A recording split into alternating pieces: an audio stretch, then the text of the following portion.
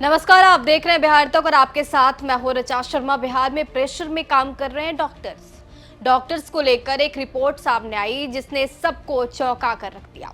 दरअसल हुआ ये कि गुरुवार को बिहार विधानमंडल के दोनों सदन में कैग की रिपोर्ट पेश की गई है। इस रिपोर्ट के सामने आने के बाद से बिहार की स्वास्थ्य व्यवस्था की पोल खुल गई।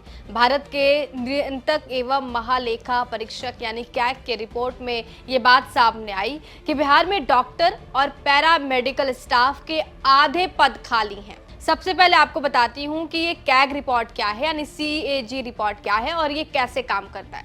देखिए, संविधान में सरकारी खर्च की पड़ताल के लिए एक सरकारी एजेंसी बनाने का प्रावधान दिया गया है। अनुच्छेद 148 के मुताबिक इस एजेंसी के प्रमुख की नियुक्ति जो है वो राष्ट्रपति की तरफ से की जाती है और प्रमुख को उसी तरह से हटाया जा सकता है जिस तरीके से सुप्रीम कोर्ट के एक जज को हटाया जाता है। संविधान के अनुच्छेद 149 और 150, 151 में कैग के कामकाज और शक्तियों के बारे में जिक्र किया गया है। कैग का काम जो है वो सभी सरकारी संस्थाओं का ऑडिट करती है और उसकी रिपोर्ट जो है वो संसद में या फिर विधानसभा के पटल पर रखना होता है।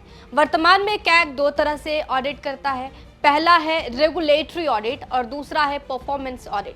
अब आप समझिए, रेगुलेटरी ऑडिट को कंप्लायंस ऑडिट भी कहते हैं। इसमें सभी सरकारी दफ्तरों के वित्तीय ब्यौरे का विश्लेषण किया जाता है। विश्लेषण में मुख्यतः ये देखा जाता है कि सभी नियम और कानून का पालन किया गया है या फिर नहीं। 2G स्पेक्ट्रम की जो नीलामी का मामला सामने आया था वो रेगुलेटरी ऑडिट की वजह से ही उठा था। और इसी तरह अब देखिए, परफॉर्मेंस ऑडिट में कैग ये पता लगाता है कि क्या सरकारी योजना शुरू करने का जो मकसद था उससे कम खर्च पर सही तरीके से किया गया है या फिर नहीं। इस दौरान योजनाओं का बिंदुवार विश्लेषण किया जाता है और उसके बाद उसकी एक रिपोर्ट तैयार की जाती है। तो आप समझिए कि कैग ने अपना काम पूरा किया। और अब आपको बताती हूँ कि कैग की रिपोर्ट में क्या कहा गया। देखिए, बिहार की आबादी करीब 13 करोड़ है और आबादी के अनुपात में कुल 1,24,919 डॉक्टरों की जरूरत है। रिपोर्ट के मुताबिक साल 2022 तक 58,144 डॉक्टर उपलब्ध थे। अस्पतालों में 18 से लेकर 72% तक स्टाफ नर्स की कमी है, जो कि WHO के अनुशंसित मापदंडों से 53% कम है और राष्ट्रीय औसत से 32% कम है। राज्य में प्राथमिक और माध्यमिक स्वास्थ्य केंद्रों में कुल स्वीकृत पदों के मुकाबले 23,475 यानी कि 61% और 18,909 यानी कि 56% पद जो है वो खाली पड़े हुए हैं। सरकार की हेल्थ सेंटर में खाली पद के लिए विज्ञापन तो जारी हो जाता है लेकिन भर्तियां नहीं हो पाती हैं।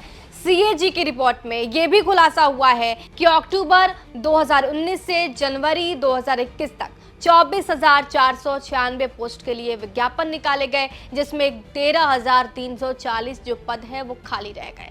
बहाली निकालने के बाद भी 13,340 पद भरे नहीं गए। रिपोर्ट की माने तो जनवरी 2022 तक कुल स्वीकृत पद से 1,12,206 पद में से 55,000 समथिंग जो पद है वो खाली रह गए। रिपोर्ट की माने तो OPD में आने वाले मरीजों को दवा भी नहीं मिल पा रही है। स्वास्थ्य केंद्र से मरीज खाली हाथ लौट रहे हैं। SDH और PSC में मेडिसिन की कमी देखी गई। 33% मरीजों को पूरी दवा ही नहीं मिलती।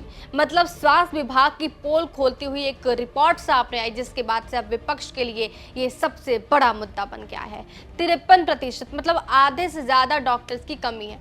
ये कोई मामूली बात नहीं है। बिहार में तकरीबन 2,500 मरीजों पर मात्र एक डॉक्टर काम कर रहा है। अब ऐसे में हेल्थ सिस्टम पर तो सवाल उठेंगे ना। और एक तरफ ये भी दावा किया जाता है कि बिहार की स्वास्थ्य व्यवस्था बदल रही है, अच्छी हो रही है, लेकिन इस रिपोर्ट के सामने आने के बाद स्वास्थ्य विभाग की पोल खुल रही है। बहरहाल, आपको इस पूरे मामले में क्या कुछ कहना है हमें कमेंट बॉक्स में जरूर बताइए। बिहार की तमाम खबरों के लिए हमारे साथ बने रहिए, देखते रहिए बिहार तक।